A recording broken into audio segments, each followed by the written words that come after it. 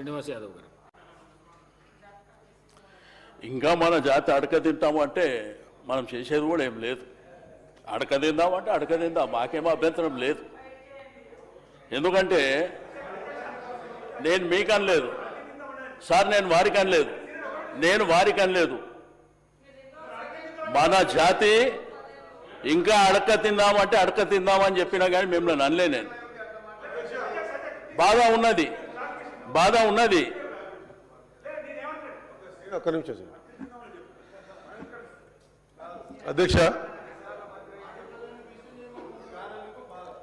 సీతన్న గారికి ఇంత అపారమైన అనుభవం ఉంది.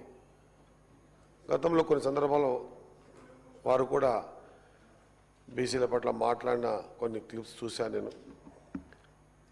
అధ్యక్ష, ఇంతవరకు చెప్పిన మా సీనన్న సరే, ఇంకా మొత్తం చెప్పిన తర్వాత మనం దానికి క్లారిఫికేషన్ ఇద్దామనుకున్నాం. అంతలో మా సీనన్న చెప్పాడు. అధ్యక్ష, ఒకటి నాకు అర్థం కాని, నేను తమరి ద్వారా వాళ్ళ దగ్గర నాకు క్లియరెన్స్ తీసుకుందాం అనుకుంటున్నా, లేకుంటే ఈ హౌస్ ద్వారా తీసుకుందాం అనుకుంటున్నా. అధ్యక్ష, ఎప్పటి వరకైతే మనం అడగమో, ఆ త్రూ ప్రాపర్ ఛానల్ వెళ్ళమో, ఎప్పటి వరకైతే అసెంబ్లీలో తీర్మానం తీసుకొని ఆమోదం పొందిన తర్వాత, దీనికి మళ్ళా బీసీ కమిషన్ ఆమోదం పొందిన తర్వాత, డెడికేషన్ కమిషన్ ఆమోదం తెలిపిన తర్వాత దాన్ని తీసుకుపోయి సెంట్రల్ సెంట్రల్లో ఎవరైతే అధికారంలో వాళ్ళ దగ్గర పెట్టి షెడ్యూల్ లైన్లో దీన్ని చేర్చాల్సిన అవసరం ఉంది. ఇది ప్రతిసారి తెలియదా, మీకు తెలియదా కాదు, ఇది తెలుసు కాబట్టే ఈ కార్యక్రమాన్ని చేసామన్నమాట అన్నకు మీ ద్వారా గుర్తు చేస్తా ఉన్నా. అధ్యక్ష, మనం మన కాడ కూర్చుంటే ఏది జరగదు అధ్యక్ష. యాక్చువల్గా మా సోదరుడు మా విప్ గారు మాట్లాడుతూ రాహుల్ గాంధీ గారు రాని విషయాన్ని అన్న చెప్పిన ప్రశ్నకు జవాబు చెప్తూ, అధ్యక్ష, రాహుల్ గాంధీ గారి ఆడికి రావడం అనేది కాదు అధ్యక్ష, అసలు రాహుల్ గాంధీ గారి ఆలోచననే ఈ రాష్ట్రంలో ఎప్పుడైతే పాదయాత్ర దేశంలో చేస్తున్నప్పుడు 4250 కిలోమీటర్లు నడుస్తున్న సందర్భంలో వెనుకబడ్డ జాతుల్లో ఇంకా చాలా ఉపకులాలు అసెంబ్లీ కానీ పార్లమెంట్ కానీ కడప తొక్కలేదు. ఈ కార్యక్రమాన్ని ఖచ్చితంగా తీసుకుందామనే ఉద్దేశంతో ఆయన ఇచ్చిన స్లోగన్ దేశ, ఈ దేశంలో వెనుకబడ్డ జాతుల్లో ఎంత ఉందో కౌంట్ చేయాలి, జిన్కి జితని ఆబాదీ హై ఉన్కో ఉత్నా హిస్సేదారీ మిల్నా చాహియే అనే స్లోగన్ ఇచ్చి, ఆ స్లోగన్ ద్వారా మా అందరి దాదాపు 10 times సబ్జెక్ట్ ని ఎక్స్ప్లెయిన్ చేసి, ఆయన తీసుకున్నటువంటి చొరవతోనే, ఆయన ఇచ్చిన ధైర్యంతోనే, ఆయన ఇచ్చిన ఆలోచన విధానంతోనే, అంతకంటే ముందు తాల్ కటోరా స్టేడియంలో జరిగినటువంటి సమావేశంలో 100% కాంగ్రెస్ పార్టీ ఎస్సీ ఎస్టీల పట్ల ఏ విధంగా అయితే కార్యక్రమాలు తీసుకున్నారో బీసీల పట్ల కూడా తీసుకునేది ఉండే. కొంత పొరపాటు జరిగిందని చెప్పి ఆ స్థాయి నాయకుడు మాట్లాడి మాకు మనోధైర్యాన్ని ఇచ్చి ఈ కార్యక్రమాన్ని పూనుకున్న సందర్భం అధ్యక్ష, ఎవరైనా సరే చట్టసభల్లో ఏర్పాటు చేసుకున్నటువంటి ఈ రిజర్వేషన్ ప్రక్రియ లేదా ఈ తీసుకున్న కార్యక్రమాన్ని చేసుకున్న తర్వాతనే మనము సెంట్రల్లో ఉన్నటువంటి గవర్నమెంట్ ఉన్నటువంటి భారతీయ జనతా పార్టీకి పంపించడం జరిగింది అధ్యక్ష. మేమంటున్నాం అంటే ఈ కార్యక్రమాన్ని మాతో కలిసి నడవడానికి ఏదైనా ఇబ్బంది అయి ఉంటే, ఈ కార్యక్రమం ప్రతిసారి నీవు అక్కడి నుంచో నేను ఇక్కడి నుంచో కాదు, ఇదే వేదిక ద్వారా అందరినీ చేతులు జోడించి, కాళ్ళొక్కటే మొక్కలేదు, చేతులు జోడించి అన్ని పార్టీలలో ఉన్నటువంటి బీసీ నాయకత్వం అంతా ఏకతాటిపైకి వచ్చి ఈ ఆలోచన వచ్చినటువంటి ఈ విధానాన్ని సాధించుకునేంత వరకు సలహాలు సూచనలు పోరాటాల ప్రకారంగా ఏ కార్యక్రమం తీసుకున్నా కూడా చేసుకుందామని ప్రయత్నం చేశాం అధ్యక్ష. తప్పేముంది అధ్యక్ష? ఒకవేళ ఈ కార్యక్రమం చేయకపోతే అసలు మీకు ఆలోచన లేదు అనేటువంటి వాళ్ళు కాదా అధ్యక్ష? ఆలోచన ఉంది కాబట్టే మీ అందరి పర్సనల్ గా కూడా కలిసి ఆడడం జరిగిందని గుర్తు చేస్తూ, ఖచ్చితంగా ఇప్పటికీ పార్టీ బ్యాక్ స్టెప్ తీసుకోలేదు ఈ విషయంలో. 100% భారతీయ జనతా పార్టీ అధికారంలో ఈరోజు సెంట్రల్లో ఉంది.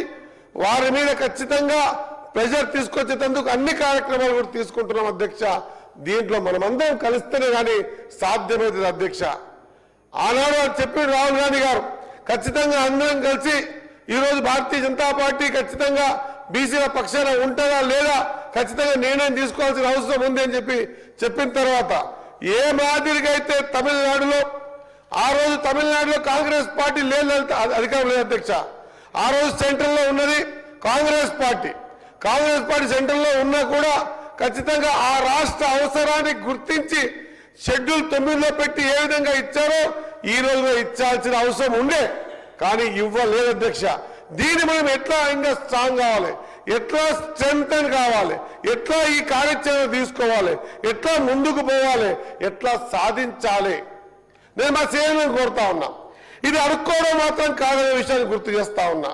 బరాబర్ చట్టసభల్లో అంబేద్కర్ గారు ఇచ్చినటువంటి రాజ్యాంగబద్ధంగా ఎన్నిక కాబట్టి మనమందరం కూడా ఏ అంబేద్కర్ గారు అయితే చిన్న రాష్ట్రాలు అయితే బాగుంటాయని చెప్పి ఎప్పుడో రాసిన సందర్భాన్ని ఎన్నోసారి గుర్తు చేసుకున్నాం. మనం ఖచ్చితంగా బీసీలకు సంబంధించిన వెనుకబడ్డ జాతికి సంబంధించిన రిజర్వేషన్ ప్రక్రియలో కూడా ఖచ్చితంగా సంఘటితమై పోరాటం చేయాల్సిన అవసరం ఉందన్న మాట గుర్తు చేస్తూ, ఒకవేళ నిజంగా అడుక్కునేటువంటి మాటనే ఏంటే ఖచ్చితంగా ఈ చట్టంలో హైకోర్టు కానీ సుప్రీంకోర్టు దాకా వెళ్ళి కొట్లాడే వాళ్ళం కాదు అధ్యక్ష, అడుక్కుంటేనే కూర్చునే వాళ్ళం. ఎప్పుడైతే హైకోర్టులో ఇదే కాదు అని తేలిన తర్వాత షెడ్యూల్ 9లో వస్తేనే కానీ కాని తర్వాత బయటకు వచ్చి గేటు బయట చెప్పిన అధ్యక్ష, ఖచ్చితంగా మా ప్రయత్నంలో ఎలాంటి లోపము లేదు, మేము ప్రయత్న లోపం ఎక్కడ చేయలేదు. ఈ ఇచ్చిన మాటకు 42% రిజర్వేషన్ ప్రక్రియకు కట్టుబడే ఉంటాం. మేము ఇవ్వాల్సింది central government Bharatiya Janata party ఉంది కాబట్టి బీజేపీ ఇయ్యని పక్షాన రేపు మా మేనిఫెస్టో పెట్టుకుంటాం, రేపు మేము అధికారంలోకి వస్తాం.